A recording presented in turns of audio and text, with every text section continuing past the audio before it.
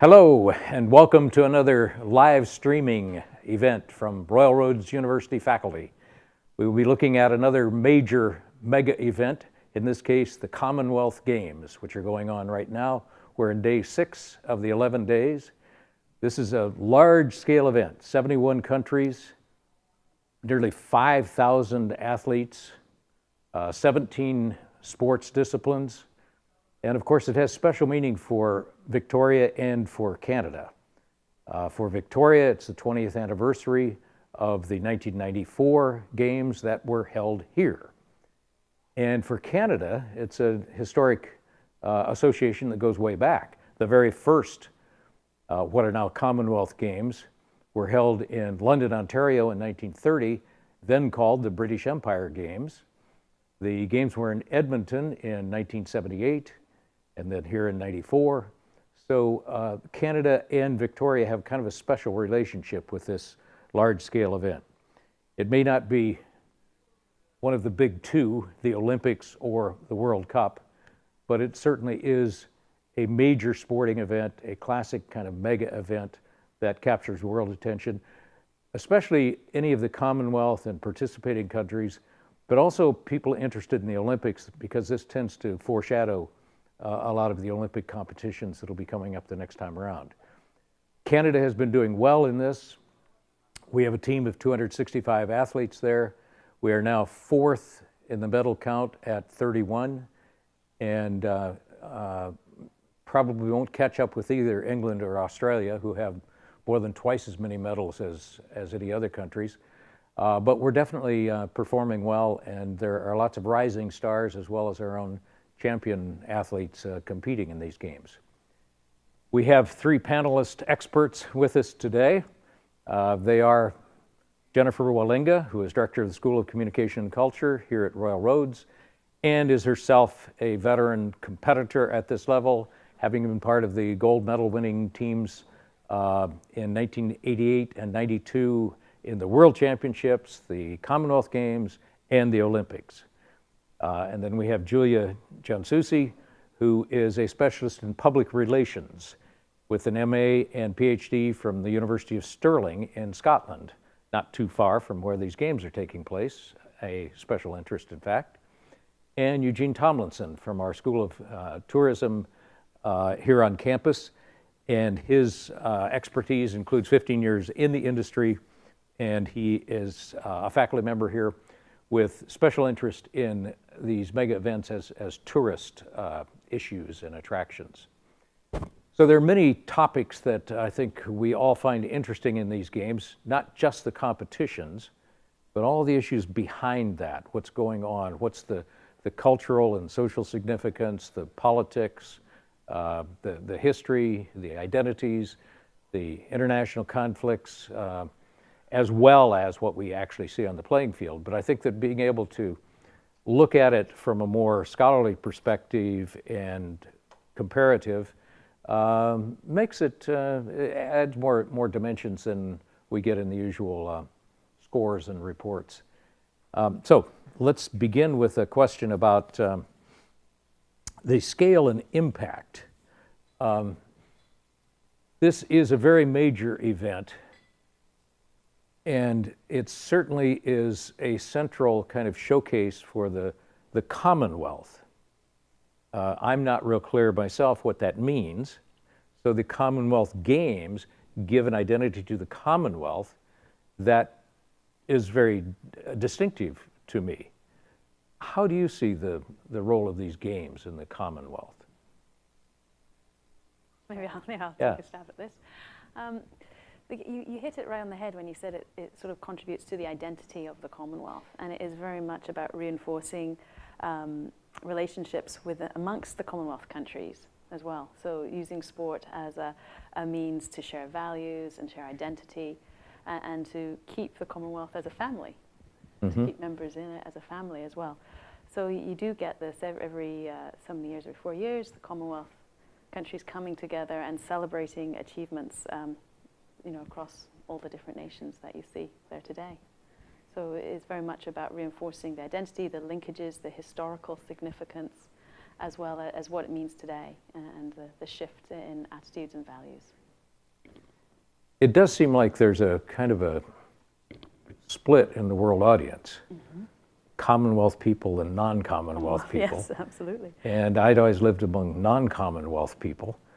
So I think that you could go a few miles from here, just across the border, and find a lack of coverage Absolutely, it'd be a blackout of these almost, games yeah. where they may be getting covered heavily here.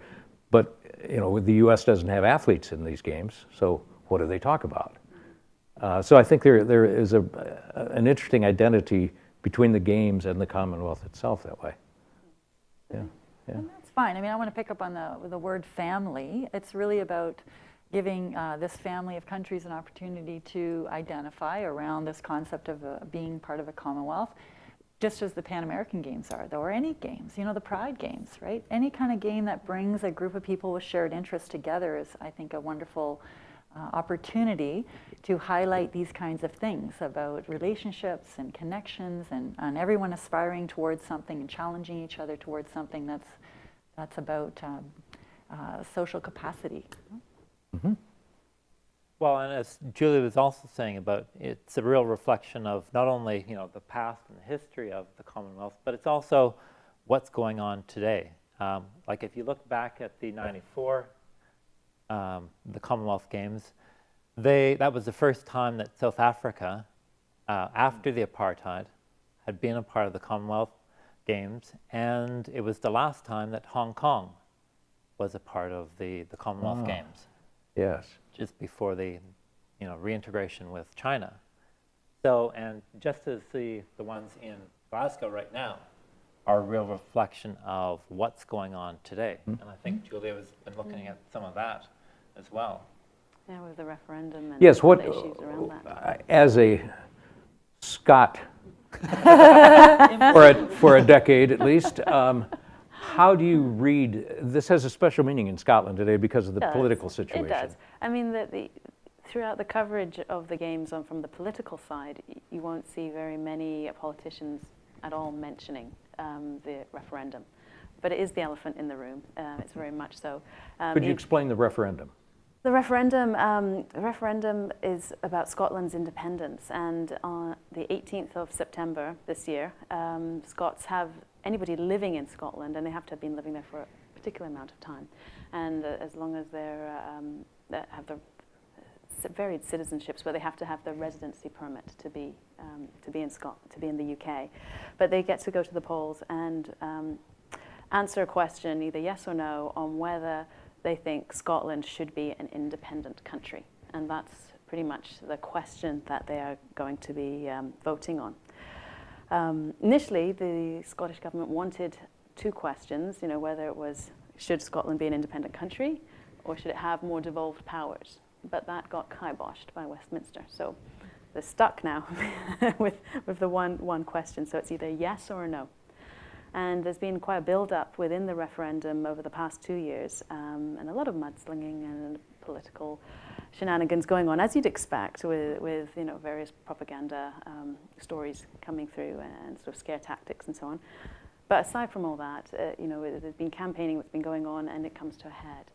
Now, 2014 is a major year in Scotland. You have the homecoming, which happens every so many years, and it's a massive big where they invite Scots from all over the world who've emigrated abroad to come and visit, as well as internal celebrations for Scots living in Scotland.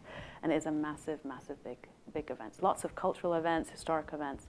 You also have the anniversary of the Battle of Bannockburn, so 700th year anniversary for that. Again, that was the first War of Independence, I believe, between Scotland and England, and the Scots won that battle. Okay, so we have that anniversary, and then we have the Commonwealth Games happening as well, and you can question whether or not it's it's just by accident that the Commonwealth Games Scotland put in a really strong bid for this to happen at this time, where you could see sort of lines up, sort of a very sort of strong feeling about Scottish identity, what it means to be Scotland, celebrating histories of struggle of getting independence and working within the family of the United Kingdom. And you also have these games, which usually, if you look at London's Olympics in 2014, you do get this very nice, happy, warm feeling around that. And from reports I've seen in Glasgow, Glasgow's no exception to this. So, yeah, But there's a lot going certainly on with these it. events tend to fan a lot of patriotic emotions Absolutely. and national identity. Whether, not even just when you're hosting it. No. If your team is there competing, you have people waving the flags and you feel this pride and so on. Absolutely. So that's creating a really interesting dynamic for this referendum. It does, it does. I mean, there are commentators who are saying that once the Commonwealth Games are finished, people forget about it. It's a short-lived experience, and at the end of the day, it will be the economics of independence and how well people feel Scotland can manage its own affairs that will make the decision. But who knows? Who knows how much this can make people feel a sense of confidence that Scotland could pull off an international event and a world-class event, and what that does to local confidence that they did it on their own without Big Brother being there. Well, the reports seem to be flattering toward Glasgow and what's happening so far with the Games, which kind of takes me back to '94 and Victoria and the Games here, because it seems to be a bit of a watershed in the modern history of Victoria to actually step onto that world stage and host a global mega event that has such pressure and costs and complex organizing. But everything I hear is extremely positive, that people's memories in Victoria of the Games, I wasn't here then, are very positive, and that it's thought of as having been worthwhile. But how do you measure that, Eugene? Well, I guess that's where you take a look at which impacts are you really looking for. Generally, in any of these either mega events or the Commonwealth Games is sometimes considered what's called a second order event, where it's not quite at that same level as FIFA or the Olympic Games. Generally, as far as image and destination, those sort of impacts are very short-lived. For example, Calgary, the holdover from the Calgary Olympics was only about 1 or 2 years as far as it helping the image. Vancouver, it's already had an image, and again, probably just a 1 or 2 year hangover when it comes to that sort of international perception. When it comes to the locals, however, that sort of perception, that love of the Games and that pride that you were talking about tends to last a lot longer. So even today, a lot of Calgarians still talk very proudly about hosting the Olympics. So again, it's that sort of local pride. If you're trying to measure it, there's all sorts of different ways you could measure it. But as far as economic impact, which quite often these games try to talk about how great of an economic impact, almost all of the studies go against that. They say that there's very little lasting economic impact from any of these sorts of events. And that's just on the best case scenario. On the worst case scenario, if you take a look at something like a Sochi, $50 billion investment, they'll never, ever recoup that. Or Athens, Greece in 2004 spent tons of money, particularly because they had last-minute construction going around the clock at huge expense. And it was all straight out of the public coffers. And the country is not doing very well financially since then. Yep. Now, Victoria has actually done fairly well. They, from the reports that I read, they actually made money on the Games. Good. Plus, they had a legacy fund which started off at 15 million and now it's up to 19 million. Great. Plus all sorts of different infrastructure that was built around the location, like Pisces, the Commonwealth Pool, the rugby center out in Langford, things like that.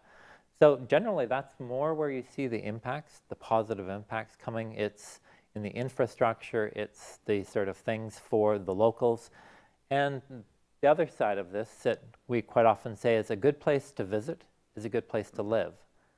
So a lot of the impacts that you don't necessarily measure are all the new residents that are attracted to a location because they saw it, because it was suddenly on their radar after one of these events. And they went, yeah, you know, not only did I enjoy living, visiting there, but I think I'd like to live there. And they've got all these terrific new different infrastructure for me to experience. I feel like sport too is, I'm always such an advocate, obviously, as you've heard me go on and on about it, but I feel like it's such an amazing opportunity for any kind of society or community, because it does invite people to participate, to watch, to engage in some level, and there's that exchange happening, whether it be people visiting to come watch something or the athletes moving across, you know, a country or from city to city. I mean, I participate in that all the time with my kids, right? You're always moving. And I think that kind of flow just encourages the growth and growth on many levels, not just in terms of size and number, but in terms of learning. And then that brings me back to how it's orchestrated. If a games, you look at the Victoria Games, you know, I know the guys who are running that, and they did a lovely job of really utilizing what existed already, being practical, being thoughtful. Their vision around the pool was very multidimensional and involved, you know, now there's a library there, the pool is there, there's elite athletes, but also the recreation. They're trying to really think about the community they're in, and that kind of planning and thinking is pretty critical to making these things work, have that impact. Yeah, sport has a very unique role in the world that way, because it's the one thing that brings together all these countries in a peaceful interaction. Sort of. Not war, not bombings, not opposition, but actually they have to collaborate. Even though they compete, Yes.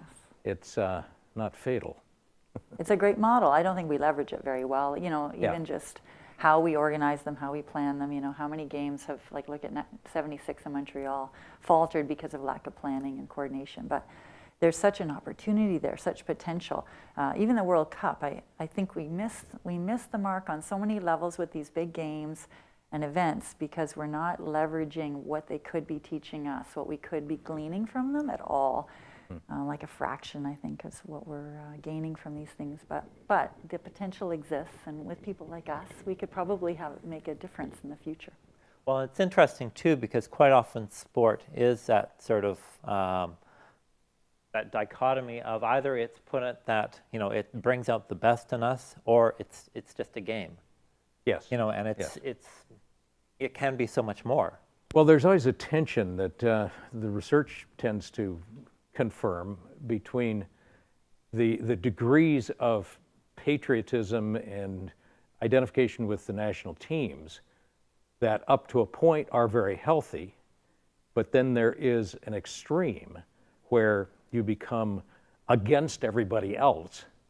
And sometimes the media coverage feeds into that.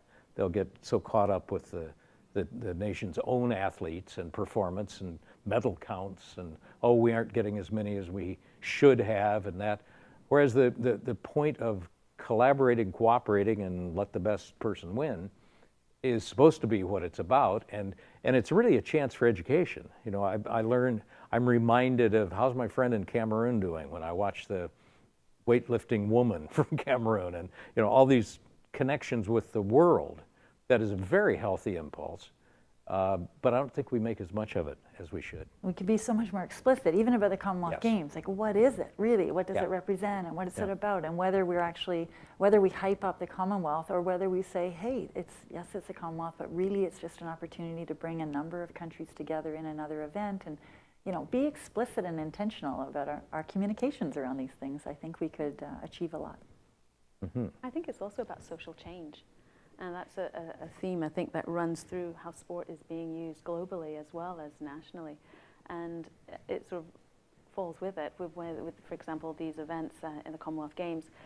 You know, there is the hope that there will be social change, that there will be improvements from the legacy. And that's what you saw in Victoria, from my understanding of what's being said here, is the social change that has happened over the decades. and is making, you know, Victoria a place that people want to move to, live to. Not that they didn't necessarily before, but you might have a different group of people coming in, and also the facilities for the younger generations, you know, is fabulous. And what does that mean for future and opportunities and so on? So you can see sport being used for development purposes in the developing side of the world, as well as in the developed too, bringing people together across borders. You can see it being used in diplomacy. You know, Yes. various teams, you know, exchanges of teams going to different cultures, and Well, the very hosting of the event is a major public diplomacy absolutely, yeah. effort, commitment that is promotional and tourism, but it's also generic of we want China to be understood, we want Scotland to be understood, whatever. But there's also a complicated relationship, social change, and these mega events, because sometimes the world intrudes. Like, I'm thinking you mentioned that the Victoria Games made money. Now, there was a time when if you told Olympic organizers that they could make money hosting the games, they would have laughed you out of town, because it was just a huge money pit that where the money disappeared. And it was really in '84 when they became completely commercialized with sponsorships and things that appalled the traditionalists.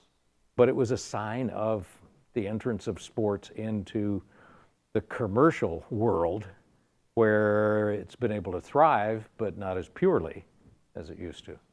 So the social change happens, it's a positive and a negative, but it's certainly, the world of sport is involved with the rest of the world. Well, that's what's so beautiful about it, right? That Yeah. tension is always there. There's competition, but collaboration, and it's how we navigate that tension. I think we're really good at that here at Royal Roads too. We're constantly confronting that tension that exists in the world, and it's how we address it, how we navigate it, and how we take advantage of that and teach things. What I worry about with the commercialism of any kind of games is that as an athlete, it starts to become just kind of a duty, a job. You're just going, oh yeah, the Olympics, got to go compete there. It really does become that way, and it's scary because it could be so much more. The athletes aren't going to these games as much, I don't think, with that patriotic sense of representing their country. It kind of is there, or you'll see them kind of paying lip service to it, but I know from experience and working with athletes and being one, that you're often attending these things and not really feeling the purpose behind them in that way. You're more just... Do you think that's related to the extremely demanding performance level? I mean, you have to be a complete obsessive, neurotic, excuse me, Jennifer, It's all to be right. successful at that level.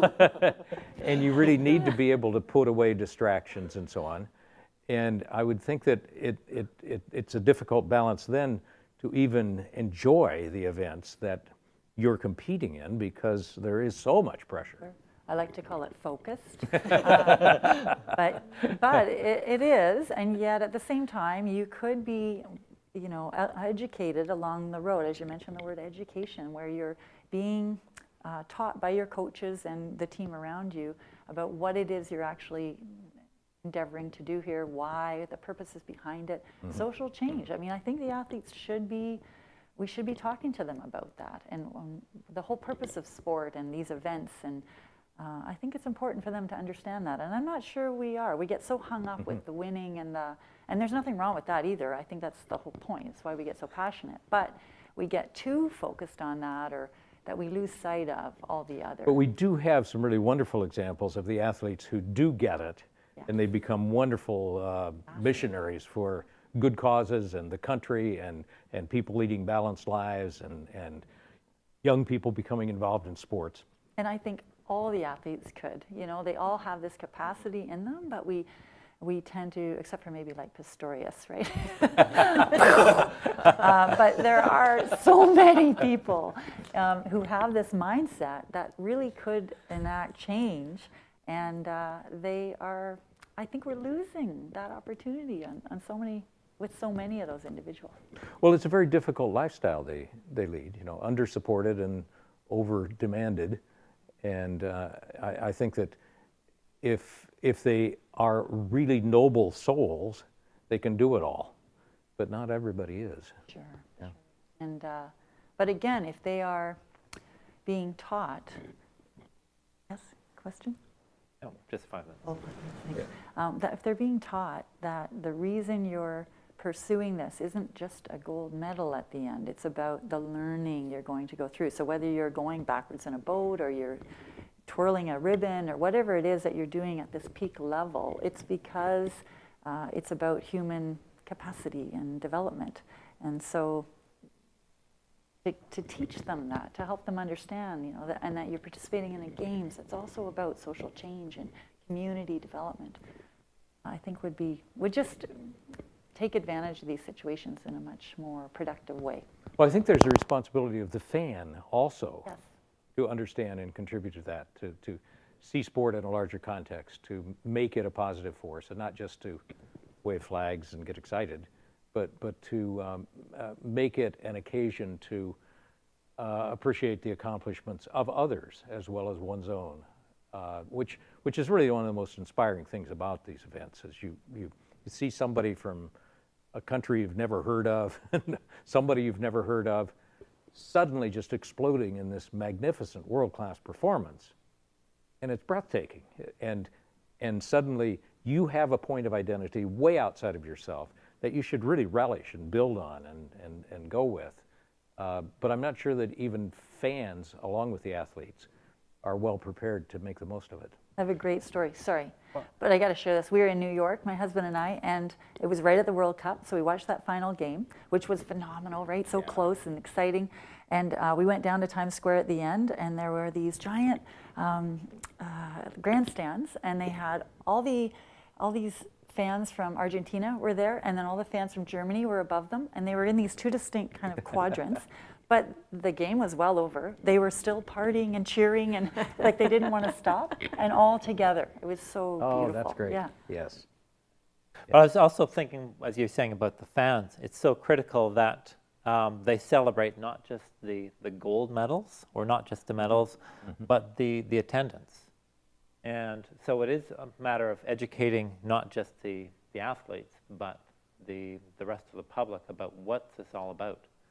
Being very clear about the expectations and you know what you're trying to get out of just the games in general. And there's always a refreshingly new quality to what happens. I'll wind up watching a sport that I've never seen before. You know, it'll be, particularly in these mega event contexts where you have a wide range of sports, and there are the kind of tried and true, you know, if they have hockey, fine, but there are so many other sports that you realize, you know, I've never watched, well, the last Olympics, team handball. It was a really interesting sport. I mean, the dynamics are fascinating. I've been reading about it for decades. And the same here, I have a friend who loves badminton. And so in '94, she went to the badminton events here. And you know, you seldom get that kind of validation from a world-class level competitors doing the sport that you like. That just reminds me, though, I was in Australia during the Winter Olympics. And they were trying to explain to Australians what curling was. And that didn't go over well. That was a cultural stretch, was it? A bit of a cultural stretch. Yeah. Well, there are so many dimensions that we could get into. Are there any particularly interesting things you've noticed in the games this year, or the reflections you've had about them as a kind of parting shot at the games in our 6th day of the 11, that we might continue to notice and think about as they continue? I'm struck by the lack of story.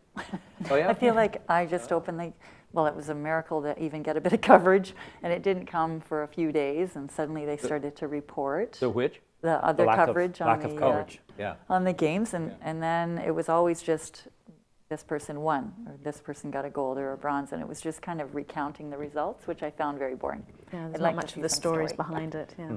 Well, it almost feels like there's a hangover of from the FIFA, from the World Cup, that That's people true. don't want sports at all. And That was enough, was it? well, exactly. So is to such find saturation. anything, you know, you want to watch the Commonwealth, you have to be up at midnight till 2 a.m., things like that. And also, late summer is always a bad television market. Yeah. You know, if you look at the ratings, they drop way down, and in the fall they come back up. So it's hard to generate the same kind of excitement. But yes, I think the FIFA point's a good one. That was such saturation. Yeah. It's all been sport, yeah. It's been a busy year for sport. Yeah, Yeah. absolutely. Yeah. I think there's a few stories that do come up, but I think you have to dig to find them, and you probably have to go to the European media, like the Scottish media, and so on to find. Not the TC. Not yet. Maybe in the remaining days that will pick up. But yeah, you do have some interesting stories. There was a 13-year-old that won a swimming event. That's a remarkable achievement for her, especially it was I believe it was a breaststroke of the swimming categories. It was in the breaststroke, and she's had a lot of hip injuries, but she sort of rose to the challenge and did an amazing job of that. So you sort of get these insights into some of the future athletes and They're who's going to both, though. be. One of today's stories was a 15-year-old who won a medal in the weightlifting and was found failed the dope test. Oh, no. Yeah.